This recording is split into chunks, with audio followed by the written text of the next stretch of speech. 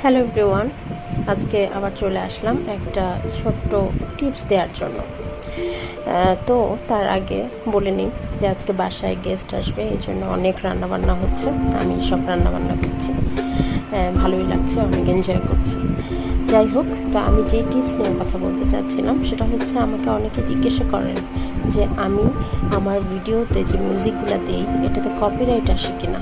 তো আমি এটার জন্য একটা টিপস ফলো করি, সেটা হচ্ছে যে আপনারা যেই অ্যাপস দিয়ে ভিডিওটা এডিট করেন না কেন, সেই অ্যাপসের ভয়েসে গিয়ে ভয়েস ইফেক্ট নামে একটা অপশন থাকে, সেই ইফেক্টে গিয়ে আপনারা ইফেক্টটা চেঞ্জ করে দিবেন, অন্য কোনো ইফেক্ট দিবেন।